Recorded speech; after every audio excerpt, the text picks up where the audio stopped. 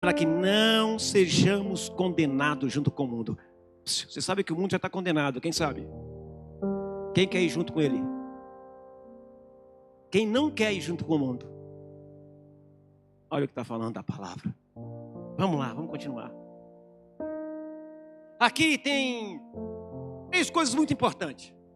Aqui, a irreverência aqui é demonstrada pelos coríntios. Por esta igreja, nós podemos listar 3 consequências do comportamento deles. 3 consequências. Quais, pastor? Primeira consequência, doença. Segunda, morte física. Vamos ficar um pouquinho com a terceira, fraqueza. Olha aqui, vamos ficar com a terceira hoje, fraqueza. O que é fraqueza? Falta de força e de robustez. Ou ser impotente. Essa palavra fraqueza, ela descreve a impotência de sermos quem fomos criados para ser. A palavra fraqueza, ela está dizendo, ela descreve a impotência. Quer dizer, a fraqueza de sermos quem fomos criados para ser. Você está entendendo o que eu estou dizendo? Fraqueza. E hoje eu vejo muitos crentes fracos. Fraqueza. Estou sem vontade de ir hoje à igreja. Hoje eu vou ficar em casa. Hoje eu estou assim. Hoje eu estou daquele jeito. Deus sabe. Deus. Fraqueza. Fraqueza. Fraqueza, querido. Paulo detecta essas 3 coisas, mas a principal é fraqueza. Ele está dizendo que as pessoas iam para lá para comer isso e aquilo, mas eles já estavam fracos. Era uma questão de tempo para morrerem espiritualmente, era uma questão de tempo para dormir, era uma questão de tempo para abandonar, porque fraqueza. Paulo está identificando aqui o ponto fraco da igreja. Ele está falando do ponto fraco da igreja. O super-homem. Qual é a fraqueza do super-homem? Qual é? A fraqueza do super-homem é a criptonita. Se chegar perto dele, ele faz o quê? Ele enfraquece e até pode chegar a morrer. Ele fica mais fraco que um ser humano. Presta atenção no que eu estou dizendo para você, é muito importante. É muito importante. O crente também tem uma criptonita. O crente também tem uma fraqueza. Eu posso dizer a criptonita da igreja. Qual é, pastor? O pecado. O pecado nos enfraquece, nos impede de andar no poder da natureza divina. O pecado nos enfraquece. O pecado nos impede, queridos, de andar no quê? No poder da natureza divina. Que pecado é esse, pastor? Tem gente pecando e nem percebe, mas está pecando. Tem gente vivendo uma fraqueza espiritual. Por quê? Porque está experimentando o poder do pecado. Porque o pecado é a criptonita do crente. Ele suga as forças do crente. Ele suga, queridos, o ânimo do crente. E o crente vai ficando envolvido até se tornar escravo. Ele passa a ser escravo do pecado. O pecado começou a ter poder sobre ele. Não demorou muito, foi devagar. Eu sabia que eu acho interessante que a criptonita não precisa, o super-homem não precisa ver a criptonita. Basta estar perto dele. Sim ou não? O pecado também é assim. A Bíblia diz que Satanás anda ao nosso derredor rugindo como um leão. Ele não é leão. Se você der a brecha, ele vai começar a minar as suas forças, até ter o domínio sobre você. E o domínio sobre você, o que é? É levar você a fazer tudo que não agrada a Deus. Você não deve ter medo do pastor quando vai fazer as coisas. Você não deve temer o irmão ou a irmã quando vai pecar. Você deve temer aquele que pode lançar a tua alma no inferno. Você está entendendo o que eu estou dizendo, igreja? Você está entendendo o que eu estou dizendo? Paulo, ele identifica isso na igreja. Quer ver um exemplo de fraqueza? Olha só. Olha o que o rei Davi diz quando deixou de confessar o seu pecado. Olha que interessante. Olha o que o texto diz em Salmos 32:4. Olha o que o salmista Davi fala, gente. O que ele diz? Pois de dia e de noite a tua mão pesava sobre mim, minha força foi se esgotando como em tempo de seca. Agora vamos continuar. Vai lá para Salmos 31:10. Olha o que Davi diz. Olha, a tristeza me consome e meus dias se encurtam com gemidos. Minha força se esvai por causa do pecado e meus ossos se desgastam. Eu conheço pessoas que dizem assim: eu não aguento mais essa minha vida, me ajudem, me ajudem, me ajudem. Mas mesmo assim continua naquela vida. Por quê? Porque estão totalmente escravizados pelo pecado. Estão fracos, não conseguem se levantar, não conseguem resistir, estão a ponto de morrer. Olha, não pensa em ninguém aqui não, irmão. Pensa em você e entenda que o mesmo pecado que dá na vida daquele irmão, que está escravizando aquele irmão, pode ser o pecado, queridos, que está chegando perto de você a cada dia, a cada momento. Por quê? Porque você não está nem percebendo que esse pecado vai começar a minar as tuas forças, vai começar a roubar as tuas forças. Daqui a pouco você está tão fraco que não tem coragem mais nem para vir à casa do Senhor, ou em outras palavras, vem até a casa do Senhor, mas não se envolve mais em nada. Por quê? Porque se tornou escravo. Eu duvido qual é a pessoa que estava fraco, estava aprisionado, que sempre não sentia um vazio dentro de si, que sempre não sentia uma tristeza. Está aqui. Está aqui. Uma tristeza consumindo, embora estivesse na festa, embora estivesse junto com os amigos, embora estivesse farreando no churrasco, isso e aquilo, naquela gandaia toda, mas quando tudo passava, o vazio, a tristeza, o desânimo. Por quê? Porque caiu. Porque caiu na cilada do inimigo e perdeu as suas forças. Olha o que Davi fala: as minhas forças se esvaem por causa do pecado e meus ossos se desgastam. A saúde vai indo embora. É por isso que a Bíblia diz que o salário do pecado é a morte. Olha o que Tiago declara sobre isso. Olha o que Tiago fala sobre isso. Tiago capítulo 1, verso 15 e 16 diz assim: então a cobiça, depois de haver concebido, dá à luz o pecado. E o pecado, uma vez consumado, gera a morte. Não se enganem, meus amados irmãos. Não se enganem. Talvez você diga: ninguém está vendo. Deus está vendo tudo que você está fazendo. Ah, mas o pastor... Queridos, se você estiver pensando em fazer alguma coisa escondida de mim, fique à vontade. Eu não vou brigar, não, entenda, eu estou ensinando para você desse altar, para que você entenda, queridos, que o pecado escraviza, rouba a tua força, te torna escravo. Esse é o poder que o pecado tem. O poder que o pecado tem é a brecha que você concede. Ele vai entrando e vai minando as tuas forças e te enfraquecendo. A criptonita do crente é o pecado. A criptonita que deixa o crente religioso é o pecado. A criptonita que deixa o crente miserável é a cobiça. Quer sempre mais, sempre mais. A cobiça entrou, está escravo, está fraco na fé.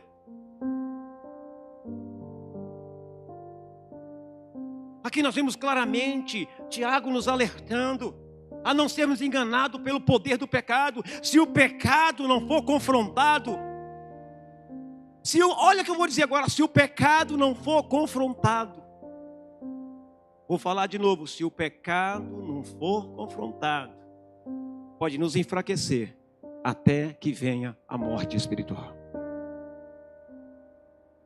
Alguém chega e fala: quem é você para falar isso para mim? Irmão, é em amor. Eu sou falho que nem você,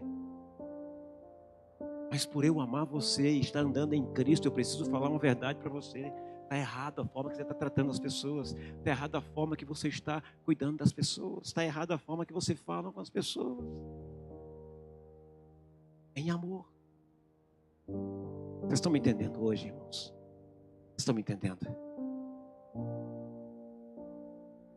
Eu vou repetir de novo. Claramente esse texto está dizendo e nos alertando a não sermos enganados pelo poder do pecado. Se o pecado não for confrontado, pode nos enfraquecer até que venha, até que chegue a morte. E uma das coisas que mais o crente cai é na cobiça. cobiçar. Sabe, nós batalhamos com situações difíceis. Nós batalhamos contra circunstâncias fortes demais. Mas por quê, pastor? Meu filho, é porque eu e você, nós vivemos num mundo decaído. Vivemos num mundo que está condenado ao inferno. Vivemos num mundo que está aí avançando no pecado a cada dia mais e mais. Nós estamos vivendo em um mundo que não é a nossa casa. Estamos vivendo em um mundo decaído, onde há forças demoníacas reais. É contra essas forças que nós lutamos. O que a palavra diz? A nossa luta não é contra a carne ou sangue. A nossa luta não é contra o nosso irmão, contra a nossa irmã. A nossa luta são contra demônios, são contra potestades. Esses são contra a qual nós lutamos. E com o nome de Jesus, eles batem em retirada. Não permita que o diabo roube as tuas forças. Não permita que o diabo tenha poder sobre a tua vida.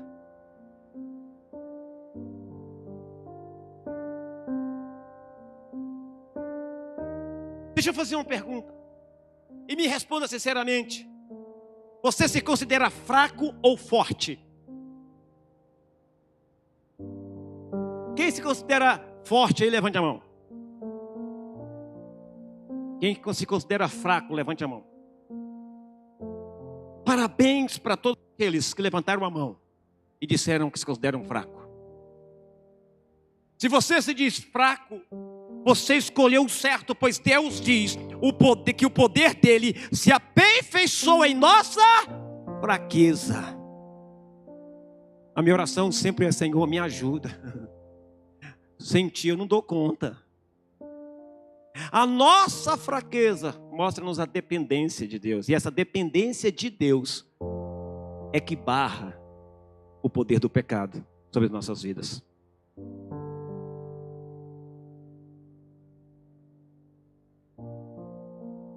Olha o que diz em 2 Coríntios 12, 9, Deus falando para Paulo. Então ele me disse: a minha graça te basta, porque o poder se aperfeiçoa na fraqueza.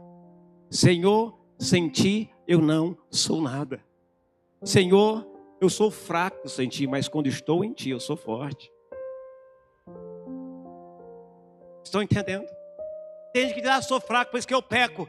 Você é fraco? Não, você é escravo. Foi sugado, está sendo sugado as tuas forças por Satanás, pelo pecado. Por quê? Porque a tua fraqueza não está, queridos, a tua força não está no Senhor. Fraco você é, eu sou, mas a minha força está no Senhor. Eu tenho natureza divina, eu tenho o Espírito Santo em mim. Por isso, quando estou fraco, é que eu estou forte. Vou explicar para você. Presta atenção. Quanto mais de Deus tiver em você, menos de você, Satanás terá, o pecado terá oportunidade. Quanto mais de Deus tiver em você, menos força você tem. Você está entendendo? Força para quê? Para decidir, para falar besteira. Por quê? Você está em Cristo, e quem está em Cristo, nova criatura é. Quem está em Cristo, que nasceu de novo. Quem está em Cristo tem o Espírito Santo. Quem está em Cristo nasceu para vencer. Quem está em Cristo é mais que vencedor. Você está entendendo o que eu estou dizendo para você? Quem está em Cristo tem uma natureza divina. Aprenda, Deus transformará nossa fraqueza em força. Quando, pastor? Quando que Deus transformará a nossa fraqueza em força? Talvez, queridos, você não queira porque você é orgulhoso, porque você é soberbo, porque você é cobiçoso, porque você é uma pessoa que cobiça. Talvez você não queira. Deus transformará nossa fraqueza em força quando nos humilharmos diante dEle. Se esvazia do orgulho, se desarma. Olha o que diz o texto, 1 Pedro capítulo 5, verso 6. Humilhai-vos, portanto, sobre a poderosa mão de Deus, para que Ele, em tempo oportuno, vos exalte. Vocês estão entendendo o que eu estou dizendo? É diante do Senhor. Não é diante de pastor. Não é diante do Senhor. Algumas madrugadas eu tenho acordado para orar. E ontem foi interessante. Deus falou comigo assim: eu quero que a sua esposa também levante para orar com você. E a pastora detesta acordar de madrugada, filhos. Você não imagina. Aí eu falei assim: Deus, ela não gosta de acordar de madrugada. Você sabe disso, né, amor? E ele me incomodou nisso e disse assim: eu quero que você e a sua esposa comecem a orar às madrugadas pelos seus filhos, pelo seu genro, pela sua nora. Eu falei: tá bom, vou falar com ela. Estou falando, viu, amor? Quando? Quando ele nos acordar. Pastor, Deus, quando? Quando eu lhe acordar, acorde ela. Não é para orar contrário não, tá, pastora? Quando eu lhe acordar, você acorde ela. Deus sabe os dias que Ele quer que eu levante e ore pelos meus filhos, pela minha família. Vocês estão entendendo o que eu estou dizendo? Eu já oro sempre, mas tudo bem, mas Deus está fazendo alguma coisa. Quando eu digo família, também não é só o som do lucro, não é família. Que eu quero que vocês entendam, queridos. Humilhar-se diante do Senhor é se tornar forte. Porque no momento oportuno, queridos, Ele nos exaltará. Ele nos levantará. Tem alguém aqui? Tem alguém aqui nesse lugar hoje? Alguém falou que é forte, mas não é forte, não, irmão. Nós somos o mais fraco dos homens. Nós dependemos de Deus. Se não é Deus, meu irmão, o que seria de nós? Nós estamos vivos andando nessa terra por causa dEle. É Ele que nos guarda, é Ele que nos protege. Eu já preguei aqui, lembra? Cuidado, não estica muita corda não, filho. Porque o salário do pecado é a morte. Está na hora de você abdicar do teu eu, do teu ego, da tua cobiça, do teu orgulho. Se humilhar diante do Senhor. Pastor, mas eu tenho que humilhar. Tem que se humilhar. No devido tempo, no tempo oportuno, Ele te exaltará. Alguém pode dizer amém aí? Pastor, o que eu faço, pastor? Meu filho, eu vou te dar o caminho, te dar a receita. Peça, ore, se humilhe. Peça que Deus fale com você sobre quaisquer razões de fraqueza em sua vida. Ah, eu sei minhas fraquezas. Não deixa Ele falar com você. Quais são as tuas fraquezas?